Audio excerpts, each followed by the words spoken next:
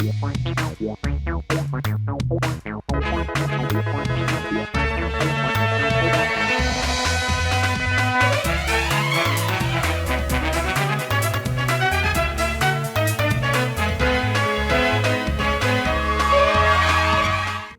हम बात करने जा रहे हैं देश की सबसे पुरानी राजनीतिक पार्टी की वो सच्चाई की जो शायद ही किसी को पता होगी।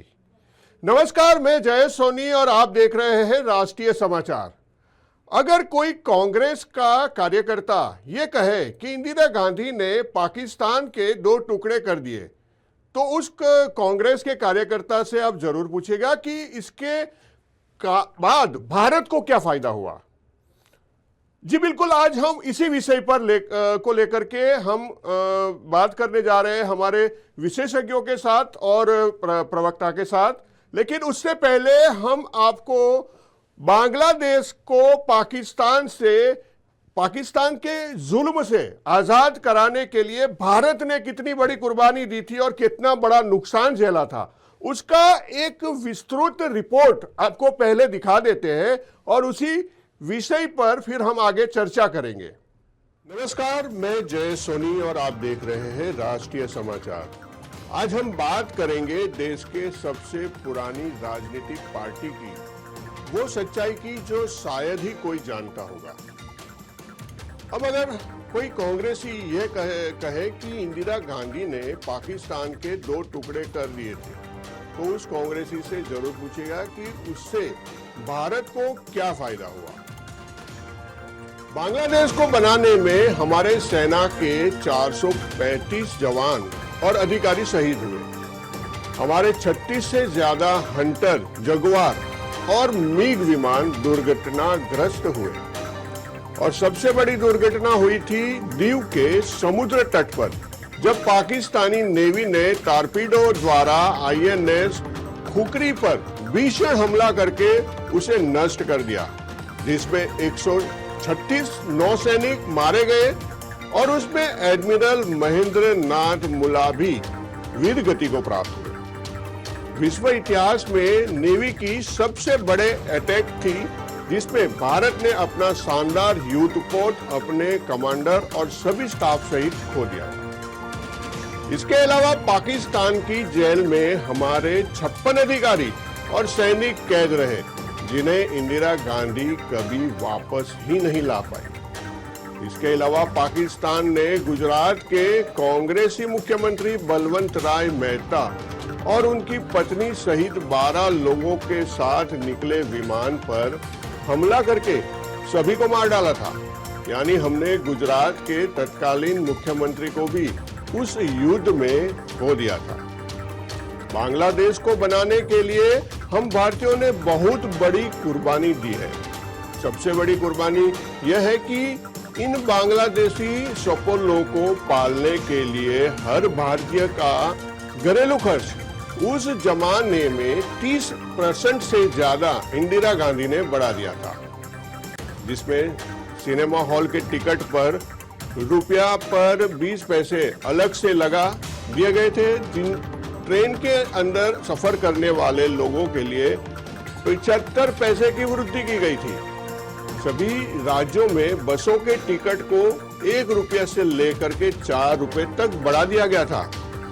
यहाँ तक कि पूरे भारत में जितनी भी अनाज मंडी थी, उस अनाज मंडी पर 1 रुपये 20 पैसे प्रति क्विंटल सरकार बांग्लादेशी सपोलों को पालने के लिए टैक्स वसूलती थी।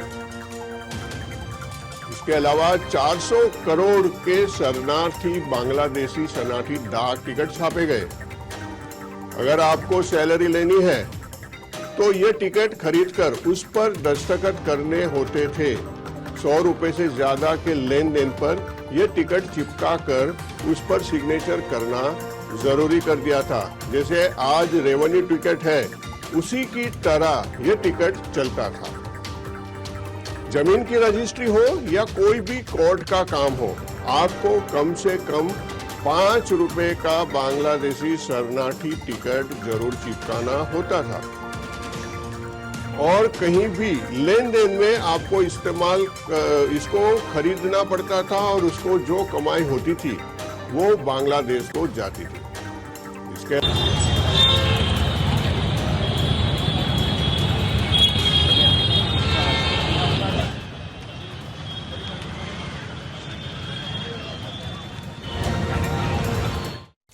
तो आपने देखा कि कितना बड़ा खामियाजा बांग्लादेश को आजाद कराने के लिए भारत ने भुगता था, और यही कारण है कि आज भारत ने जो बांग्लादेश के ऊपर एहसान किया था, वो एहसान भूलकर बांग्लादेश जो हरकतें कर रहा है उसके ऊपर हमें यह चर्चा करना जरूरी लगा।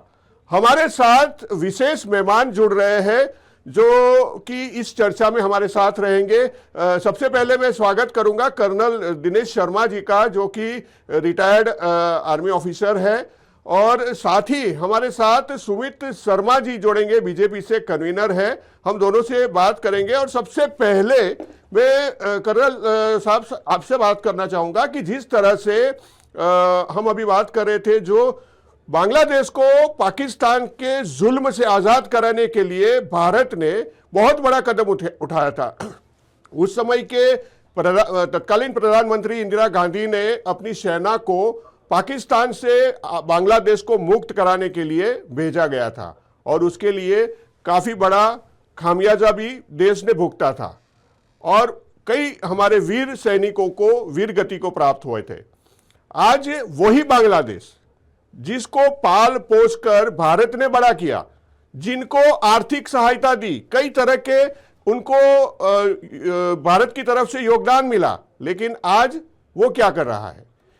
तो आप क्या मानते हैं, सही मायने में भारत को इससे कोई लाभ हुआ, या इस प्रकार से सेना का जो उपयोग करके पाकिस्तान से इन बांग्लादेशी को आजाद कराया, तो ये क्या उचित कदम लग रहा है इस समय के दौर के अंदर? सोनी साहब, सबसे पहले मैं आपको धन्यवाद देता हूं कि आपने मुझे यहां पर बुलाया है। मैं अपनी बात को शुरू करने से पहले 2-3 पॉइंट कहना चाहता हूं। देखिए साहब, हम हैं सैनिक, और हमारा जो है किसी भी पॉलिटिकल पार्टीज के तरफ जो है झुकाव नहीं होता है। हमारी वफादारी रहती है सेंटर के अंदर जो सेंट्रल गवर्नमेंट होती है। एक पॉइंट ये।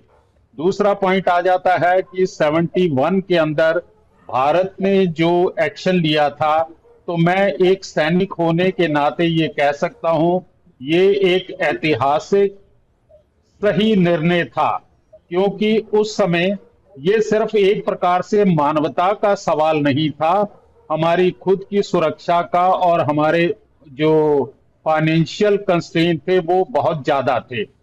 ये तो हो गया एक कारण। दूसरा कारण ये था कि हमने जो है स्ट्रेटेजिकली जो है एक प्रकार से बढ़त हासिल कर ली थी कि हमने पाकिस्तान को 2 टुकड़ों के अंदर बांट दिया था। पाकिस्तान का जो इन्फ्लुएंस ईस्ट पाकिस्तान में, जो आज का बांग्लादेश है, वो एक प्रकार से खत्म हो गया। अब आने वाले दिनों के अंदर देखिए सोनी साहब, इंटरनेशनल रिलेशन के अंदर कोई भी आपका परमानेंट दोस्त नहीं होता, और कोई भी आपका परमानेंट दुश्मन नहीं होता। परमानेंट रहते हैं आपके राष्ट्रीय हित।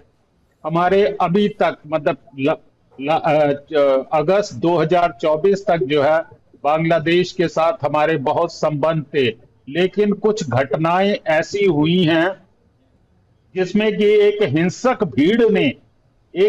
भीड़ ने आज की तारीख के अंदर वहां पे एक शासन स्थापित कर रखा है, और जो वहां पर ये शांति का मुखौटा पहनकर मोहम्मद यूनुस बैठे हुए हैं, वो जो काम उन्हें करना चाहिए था वो नहीं कर रहे हैं, बनस्पत इसके कि वो अपनी फॉरेन पॉलिसी के अंदर जो है बिजी रह रहे हैं।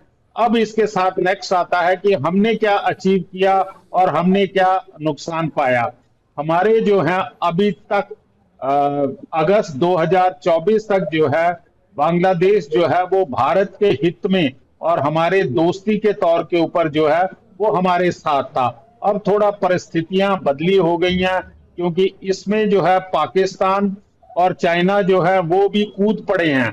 पाकिस्तान का जो लाभ मिलेगा उसको ये लाभ मिलेगा कि वो एक प्रकार से यहाँ पे अपनी चरमपंथी एक्टिविटीज को बढ़ावा देगा। कट्टरवाद को बढ़ावा देगा और हमारे लिए जो है, जो हमारी नॉर्थ ईस्ट की स्टेट्स हैं, उनके लिए प्रॉब्लम क्रिएट करेगा, चाहे वो टेररिज्म है, चाहे ड्रग ट्रैफिकिंग है, या आर्म्स एंड अम्युनिशन है।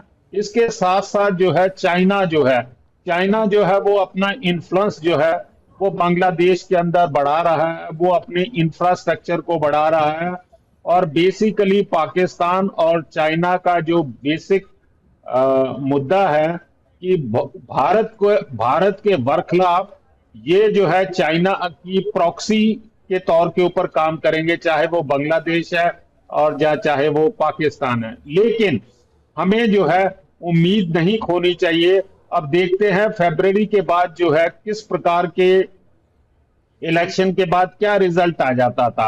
आज की तारीख में जैसा मैंने पहले कहा है कि आज एक हिंसक भीड़ द्वारा स्थापित किया हुआ एक शासन है जो कि भारत के बरखिलाफ, भारत के इंटरेस्ट में और भारत के प्रति जो है गलत भावनाओं का प्रचार कर रहे हैं।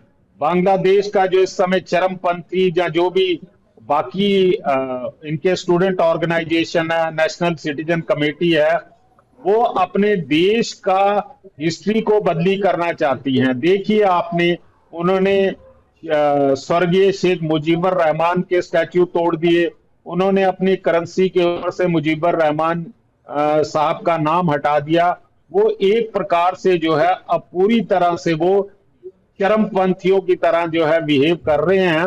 वो अपना जो है पूरा का पूरा जो उनकी हिस्ट्री है या उस देश का जो चरित्र रहा है वो उसको बदली करना चाहते हैं। लेकिन इसके साथ साथ मैं ये भी कहना चाहूंगा सोनी साहब कि ये एक लोग होंगे, कुछ लोग होंगे जो इस प्रकार का भारत के प्रति जो है दुष्प्रचार फैला रहे हैं। लेकिन मेरा ये मानना कि अभी भी जो मैक्सिमम बांग्लादेशी हैं वो भारत के हितैषी हैं और भारत के साथ वो काम करना चाहते हैं। लेकिन इस समय जो है भारत के लिए कुछ सुरक्षा के चिंताएं हैं। भारत को संतुलित, मतलब हम कठोर कदम नहीं लेना चाहते हैं, क्योंकि हमारी जो पॉलिसी है नेबर फर्स्ट, हम कठोर कदम ना लेके एक संतुलित कदम लेंगे और अपनी सुरक्षा को, जो बांग्लादेश की स्थिति के कारण उत्पन्न हुई है, चाहे वो घुसपैठ की है, डेमोग्राफिक पैटर्न चेंज होने की है, स्मगलिंग की है, ह्यूमन स्मगलिंग की है और रिलेटेड और कार्रवाइयां, हमें अपने बॉर्डर को जो है पूरा स्ट्रॉन्ग करना, हमें अपनी सुरक्षा एजेंसी और इंटेलिजेंस ऑर्गेनाइजेशन को अलर्ट करना है कि किसी भी हालत में, चाहे बांग्लादेश के अंदर किसी प्रकार के भी हालात पैदा हों, हमें अपनी सुरक्षा चुनौतियों को अच्छे से कंट्रोल करना है। जी सोनी जी। बिल्कुल बिल्कुल कर्नल साहब, जिस तरह से आपने बताया कि हमें खुद की और हमारे बॉर्डर की सुरक्षा और मजबूत करनी पड़ेगी और तभी बहुत सारी चीज़ें हम कंट्रोल कर पाएंगे। हमारे साथ सुमित शर्मा जी भी है। सुमित सर, ये एक बहुत ही बड़ी चुनौती है आज, जिस प्रकार से देश भर में बांग्लादेशी घुसपैठियों के ऊपर कार्रवाई हो रही है, लेकिन अभी भी उसे आइडेंटिफाई करना काफ़ी मुश्किल हो चुका है, क्योंकि वो लोग जो यहाँ पर उनके जो भी समर्थक रहते हैं, उनके समर्थकों के द्वारा फर्जी आईडी कार्ड बनाकर वो हमारे वोटिंग लिस्ट तक पहुंच चुके हैं और ऐसे एसआईआर की कार्रवाई चल रही है, उसमें काफ़ी सारे आइडेंटिफाई हो रहे हैं, लेकिन फिर भी ये घुसपैठिए जो है देश भर में फैले हुए हैं। दूसरी तरफ बांग्लादेश में रहने वाले हिंदू समाज के जो लोग हैं उनके साथ बर्बरता बरती जा रही है। सरकार की ओर से किस तरह की कार्रवाई की जा रही है वो हम अभी डिस्कस नहीं करते, लेकिन कैसी कार्रवाई होनी चाहिए सुमित भाई, वो जरूरी है। आपका क्या मानना है, कैसी कार्रवाई होनी चाहिए इस समय बांग्लादेश के साथ? देखिए, सबसे पहले आपका बहुत बहुत धन्यवाद। बांग्लादेश, जिसको हम कहेंगे एहसान फरामोश, क्योंकि एहसान फरामोशी उसने करके दिखाई है। देखिए, जब 1971 में पाकिस्तान ने उसके ऊपर कब्जा किया, जैसे कि आपने भी बताया, तो उसको आजाद कराने के लिए जब इंडियन फोर्सेस यहां से भेजी गई। खैर सबसे पहले तो सब गलती आपकी बिल्कुल आपने जो बात कही दुरुस्त थी कि बांग्लादेश के ऊपर इतनी जल्दी विश्वास नहीं करना चाहिए था। पता हो रहना चाहिए था उस टाइम जो मौजूदा हमारे प्रधानमंत्री इंदिरा गांधी जी थे कि भाई पहले अपने देश के हालातों को सही बेहतर सुधारना चाहिए था। जो पैसा, जो ताकत, जो फोर्स बांग्लादेश को आजाद कराने में लगाई गई, और उसके बाद उन्हें पता भी था कि हमारे साथ पड़ोसी मुल्क पाकिस्तान ने कैसा व्यवहार किया है, क्योंकि 1965 की जंग कोई ज्यादा दूर नहीं हुई थी। 1971 की जो लिबरेशन, जो उनके प्रति जो बांग्लादेश के जब पाकिस्तान कब्जा कर रहा था और उसकी सपोर्ट करना और आर्मी को वहां पे भेज के बांग्लादेश को आजाद करवाना और बदले में क्या लेना।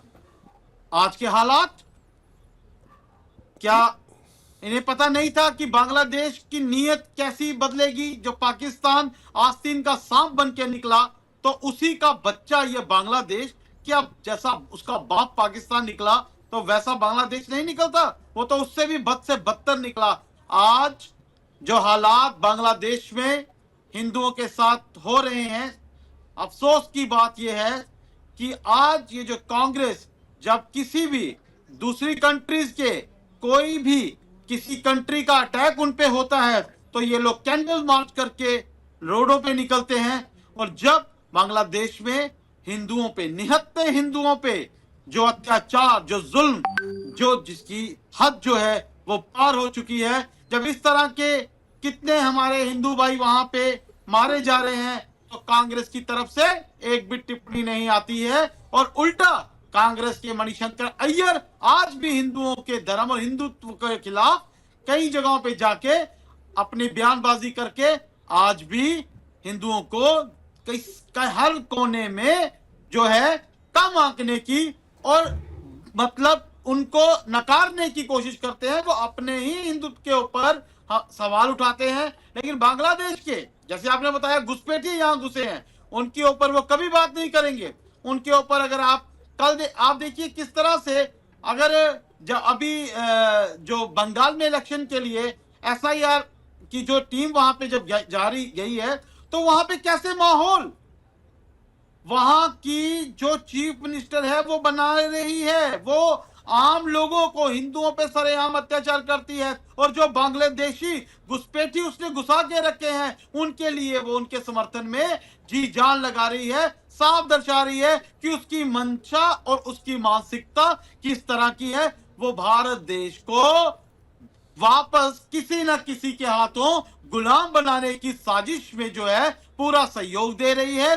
बांग्लादेशी घुसपैठी हमारे देश में वोटर कार्ड और ये सब चीजें बनाकर कैसे घुसे, किन सरकारों के टाइम में? आपको पता है यहाँ पे 70 साल से किस सरकारों ने राज किया है, कैसे बांग्लादेशियों को ये अथॉरिटीज मिली। आज बांग्लादेशियों ने, कईयों ने घर बना लिए हैं, और जब उनके ऊपर कार्रवाई की बात आती है तो कांग्रेस जो है अड़ंगा अड़ाती है।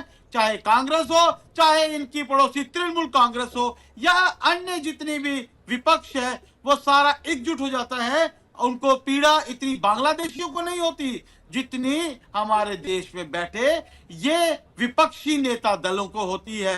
आज हिंदुओं का वहां कत्लेआम हो रहा है, वो बंगाल की मैडम ममता जो है उनको नहीं दिख रहा, उन्हें नजर नहीं आ रहा। उल्टा वो बंगाल में भी उसी प्रकार हिंदुओं के ऊपर अत्याचार कर रही हैं। एसआईआर की जब टीमें वहां गई तो आपने देखा किस तरह से वहां पे कितने जो अफसर्स थे, ब्लॉक के जो अफसर्स थे, जो इलेक्शन कमीशन के लोग गए थे, उनके साथ क्या किया वो सबको पता है। और वहां पे जब मैडम ममता बनर्जी के पास जब जाते हैं और उनके वहां पे जब कोई ईडी छापा मारने जाती है तो वो वहां पे सरेआम धमकियां दे रही हैं। वो ये धमकियां दे रही हैं, वो भारत में भारत को नीचा दिखाने का कार्य कर रही हैं। शर्म उन्हें मगर आएगी नहीं, क्योंकि ये लोग जो हैं ये पड़ोसी मुल्क जितना गद्दार देश हैं उनसे 10 कदम ज्यादा गद्दारी हमारे मुल्क में रह के आस्तीन के सांप वाला काम कर रहे हैं। लेकिन एकजुट होना पड़ेगा, एकजुट होना पड़ेगा हर राष्ट्रवादी को, हर राष्ट्र हित की सोच रखने वाले को। ये जो जो बाहर के घुसपैठिए हमारे देश में घुसे हैं और हमारे देश को दीमक की तरह खा रहे हैं, अपने देश में हमारे देश के लोगों के ऊपर जुल्म कर रहे हैं और हमारे देश में भी हमारे ही लोगों को ये जुल्म के शिकार बना रहे हैं अपने, और इनका जो साथ दे रहे हैं, मैं कहता हूं उनके खिलाफ सबको एकजुट होकर आगे आना पड़ेगा, वरना हमें बाहर वालों से खतरा कम और घर के अंदर बैठे घुसपैठियों से ज्यादा होना शुरू हो जाएगा। बिल्कुल सुमित जी, जिस प्रकार से इस समय हम देख रहे हैं कि बांग्लादेश से घुसपैठिए जो भारत में आए हैं, उन लोगों ने किस प्रकार से जो है क्राइम रेट यहाँ पर बढ़ा रखा है, क्रिमिनल एक्टिविटियों में वो ज़्यादा इन्वॉल्व रहते हैं, देश के अंदर अराजकता फैलाने की कोशिश करते हुए भी देखे गए हैं। कई जगह पर कौमी हिंसा में ये लोग पार्टिसिपेट करते हैं, देश में अशांति फैलाने का काम करते हैं। ऐसी कई एक्टिविटियां ये बांग्लादेश से आए हुए एक तरफ दोस्ती का ढोंग करते हैं, दूसरी तरफ वो घुसपैठियों के जरिए यहां पर अपने लोगों को घुसा के अपने देश की शांति भंग करके यहां पर अराजकता फैलाने का कार्य करते हैं। ऐसी कई घटनाएं देश भर में देखी गई। पिछले कुछ साल पहले की घटना है, दिल्ली में बड़ा हिंसक जो है वाकया हुआ जिसमें 40 से ज्यादा लोगों की मौत हुई, और इसी प्रकार से हिंदू त्योहारों पर कई जगहों पर इसी प्रकार की घटनाएं होती रहती है। और बांग्लादेश के घुसपैठिए सबसे ज्यादा बंगाल में पाए जाते हैं, और बंगाल के अंदर आज हिंदुओं को अपने किसी भी उत्सव को मनाने के लिए वहां पर परमिशन तक नहीं मिलती। ऐसी बहुत सारी चीजें हैं जो कि वहां की सरकार हिंदुओं के साथ अन्याय और अत्याचार करते हुए कर रही है। और पहले की अगर हम बात करें, जिस समय बांग्लादेश की स्थिति ऐसी थी कि पाकिस्तानी सैनिकों ने 2 लाख से ज्यादा बांग्लादेशी महिलाओं के साथ दुष्कर्म किया था, ऐसी स्थिति थी कि लोग आत्महत्या करने को मजबूर हो गए थे। और ऐसी स्थिति में भारत ने उन बांग्लादेश को आजाद कराया, पैसे दिए, लोगों के ऊपर टैक्स डाला गया ताकि इन भूखे नंगे बांग्लादेशियों को खाना खिलाया जा सके। और आज ये बांग्लादेशी अपने देश को छोड़ के आके हमारे देश में घुसपैठ करते हैं, वहां पर रहने वाले हिंदुओं के साथ अमानवीय अत्याचार करते हैं। और हमारी तरफ से जो कार्रवाई अभी तक होनी चाहिए, उतनी ठोस कार्रवाई शायद हो नहीं पाई। हम कर्नल साहब जैसे बता रहे थे, शांति प्रिय है, हम जो स्थिति है उसका हम जायजा ले रहे हैं अभी तक, और देखते हैं कि आने वाली जो वहां पर चुनी हुई सरकार है उसका क्या स्टैंड रहता है। लेकिन कर्नल साहब, अगर मान लीजिए कि जिस समय वहां पर चुनाव हो रहे हैं, वहां पर ये अराजकता अभी भी जारी है, हो सकता है कि यही सरकार अगर फिर से चुनकर आ जाए और ये ज्यादा आक्रामक और अराजक रहे, तो उसके बाद सेना की तरफ से अगर कोई कार्रवाई करने की नौबत आती है तो किस तरह की कार्रवाई की जा सकती है इस बांग्लादेश के ऊपर? सोनी साहब, देखिए, जिस समय एक इलेक्टेड गवर्नमेंट आती है जो 12 फरवरी के बाद बनेगी, उनको एक लेजिटिमेट मैंडेट मिलेगा बांग्लादेश के जितने भी वोटर होंगे। अब सवाल आ जाता है, देश के इलेक्शन होने के बावजूद भी इसी प्रकार के अराजकता होती है, तो उसमें मुझे पूरा यकीन है कि हमारी भारत सरकार, हमारी डिप्लोमेसी जो है वो इसके ऊपर सोच विचार करेगी। मैं एक सैनिक होने के नाते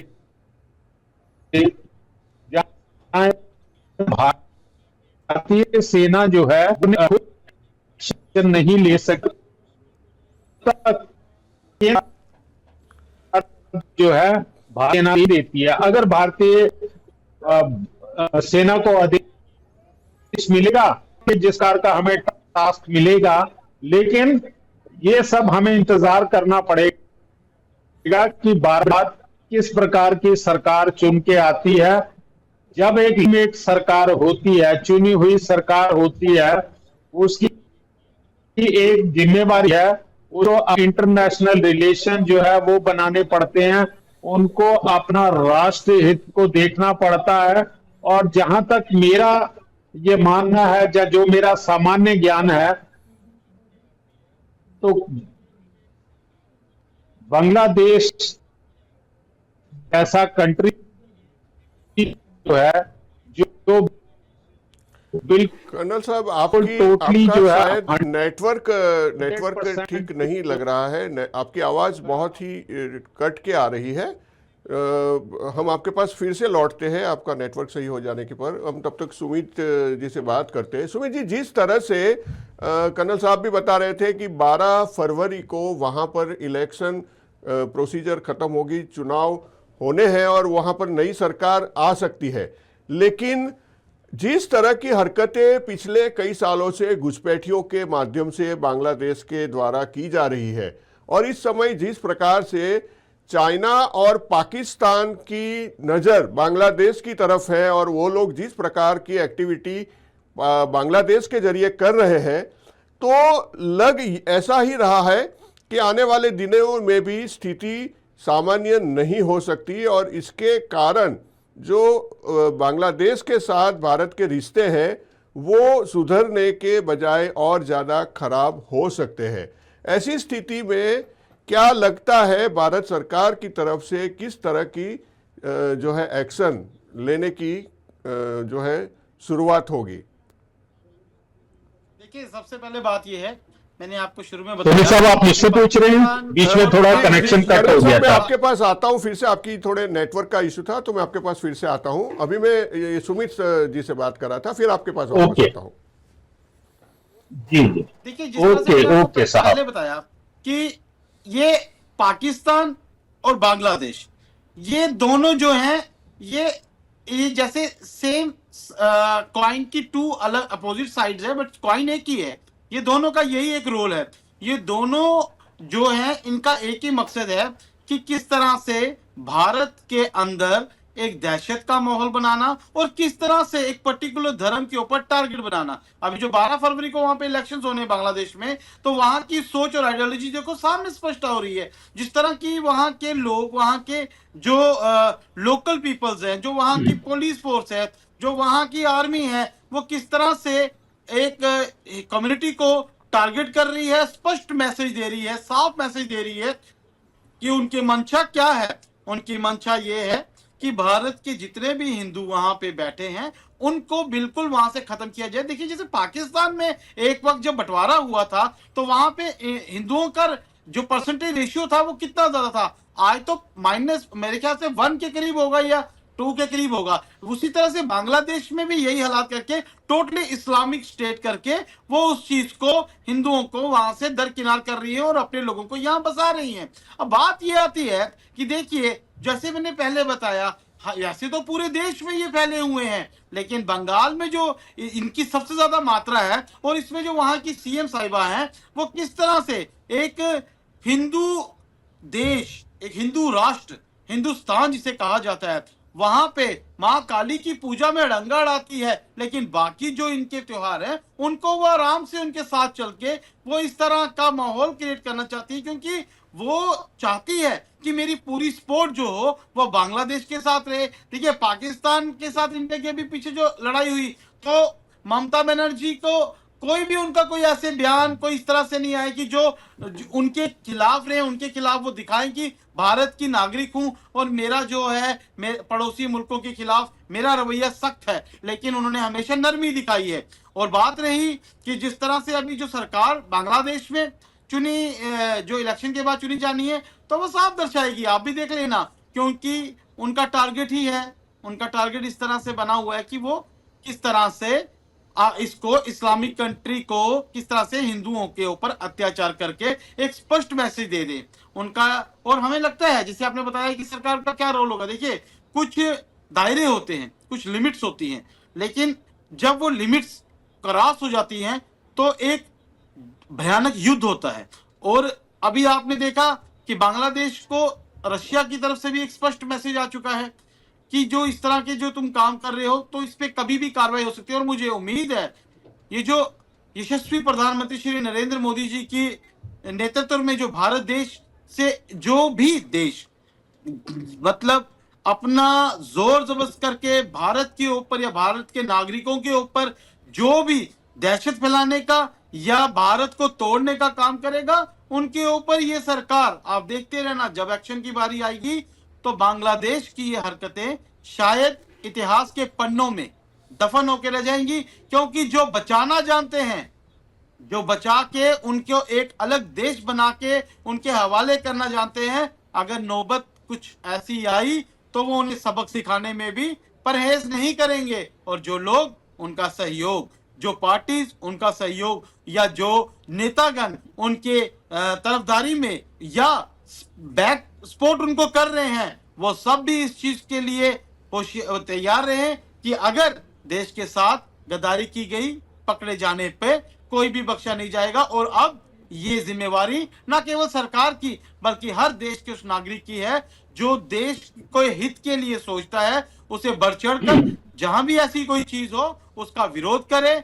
क्योंकि देखिए 50+ इस्लामिक कंट्रीज हैं और कितनी यूरोपियन कंट्रीज और बाकी जितने भी मुल्क हैं, लेकिन हिंदुस्तान में हिंदू सिर्फ हम ही कुछ करोड़ के लोग जो हैं, यही हमारा एक देश है। और हमारे इस देश को हम टूटने नहीं देना चाहिए। हमें एकजुट होके जो भी गलत करेगा, जो जिस कंट्री में भी हमारे देशवासी, हमारे जितने भी हिंदू लोग हैं, उनके ऊपर जो अत्याचार होंगे उसके खिलाफ हमें आवाज उठानी है, आवाज बनना है। और हम अपनी सरकार से ये विनती करेंगे कि जहां गलत होगा उसके लिए पूरा देश आपके साथ खड़ा है, जो एक्शन होगा पूरा देश आपके साथ है। बिल्कुल सुमित जी, देश ऐसे मामलों में हमेशा जनता जो है वो साथ देती है और हमारे देश की जनता का यही पावर है कि आज भी कितने लोग हमारी देश को मिटाने की कोशिश करने आए, हमारी संस्कृति को मिटाने की कोशिश करने आए, लेकिन किसी ने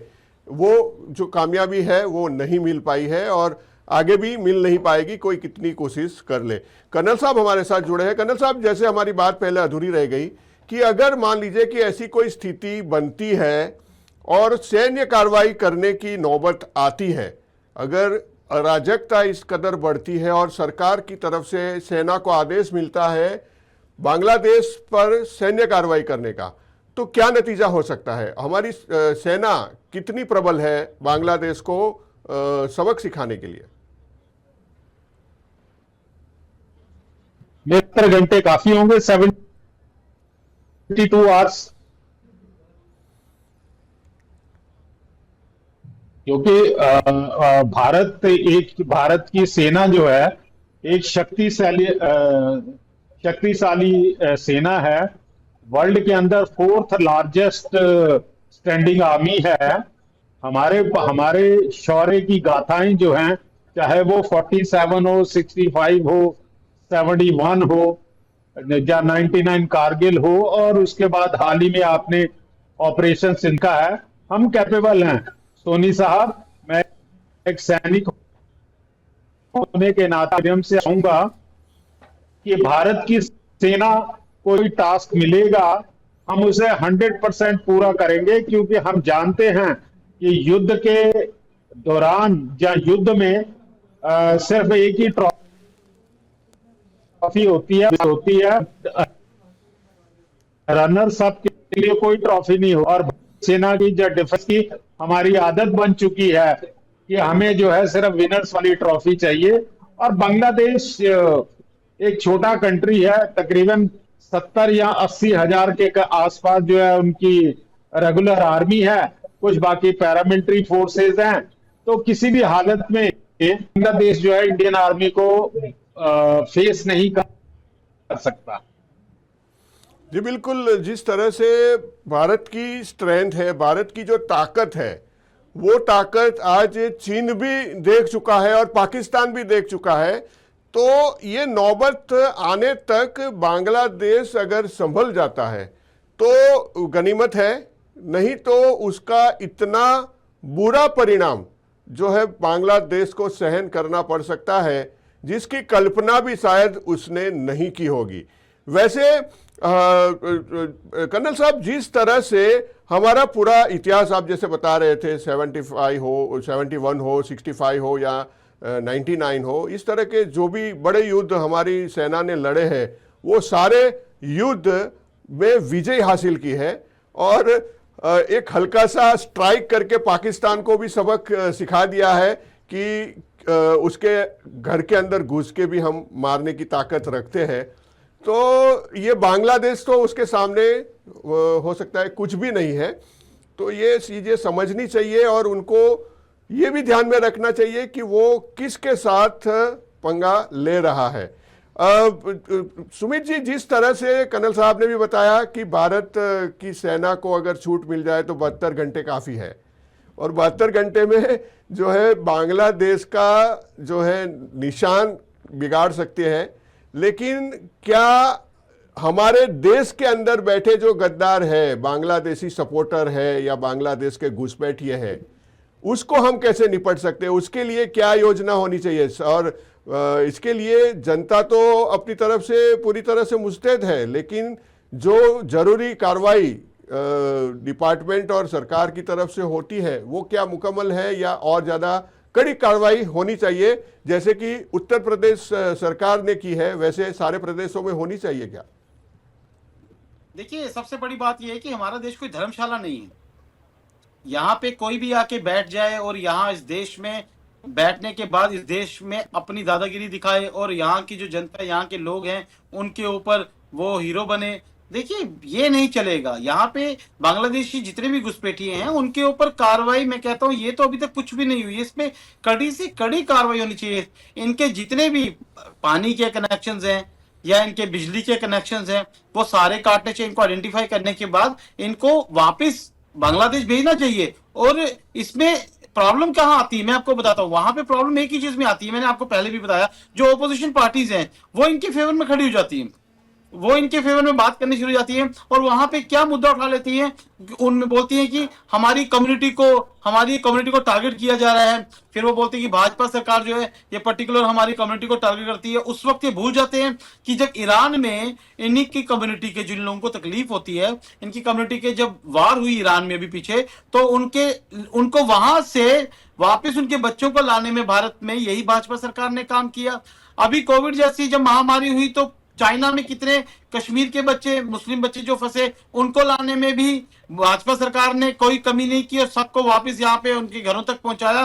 तो सबका साथ तो लेके चल रहे हैं। लेकिन जब इस तरह के घुसपैठिए, जिनका हमारे देश में ना कोई बनता ही नहीं है किसी भी हिसाब से रहना, क्योंकि ये यहाँ पे पहले घुसते हैं, जगह मलते हैं, कब्जे करते हैं और बाद में हमारे ही देश के शरीफ और जो मासूम नागरिक हैं उनके ऊपर जुल्म करते हैं। तो इनके ऊपर, इनके सबसे पहले मैंने आपको बताया, इनके पहले आइडेंटिफिकेशन इनकी प्रॉपर होनी चाहिए और उसके बाद इनको बांग्लादेश के लिए रवाना कर दिया जाना चाहिए। अगर नहीं जाते हैं तो इनके सारे कनेक्शन, देखिए, इंसानियत वहां तक ठीक रहती है जहां तक इंसानियत जो है वो टिक पाए। लेकिन कई जगहों पे जहां पे इंसान को हम इंसानियत के नाते टैकल कर रहे हैं लेकिन उसकी मंशा आपको ही खत्म करने की हो, तो वहां पे इंसानियत काम नहीं आ गई। वहां पे उसको उसी की आइडियोलॉजी के तरीके से, उसी के तरीके से काम करना पड़ेगा। बांग्लादेश में चलिए, हिंदुओं को सरेआम जिंदा जला के मारा जा रहा है। हमारे देश की सभ्यता ये नहीं कहती, हमारे देश की संस्कृति ये नहीं कहती,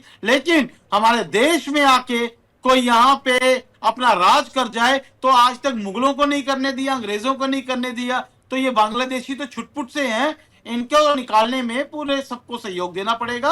इनके कनेक्शंस काटने पड़ेंगे, पानी बिजली का, इनका राशन का, जिसके तहत इन लोगों को खुद ब खुद जो भी जाएं और इनकी फटाफट इनको जितनी जल्दी हो सके इस देश से बाहर निकालना है। और जो सहयोग करेगा इनको बचाने में, जो भी हो, व्हाटएवर वो कोई भी हो, व्हाटएवर किसी कम्युनिटी से, किसी पार्टी से या किसी से भी बिलोंग करता हो, उसके ऊपर भी स्ट्रिक्ट एक्शन होना चाहिए। इनको वापस खदेड़ना पड़ेगा, इनके ऊपर कड़े से कड़े एक्शन लगाने पड़ेंगे और इन्हें हमारे भारत से बाहर करना है। करोड़ों की आबादी में ये हमारे देश को दीमक की तरह खा रहे हैं, बिल्कुल दीमक बना दिया है इन्होंने, पूरे देश को खोखला कर रहे हैं। सरकार की संपत्ति का उपयोग करके सुमित जी सारे योजनाओं का लाभ लेते हैं, सभी चीज़ों का लाभ लेते हैं जो कि हमारे देश के टैक्स पेयर के पैसे से ये पल रहे हैं।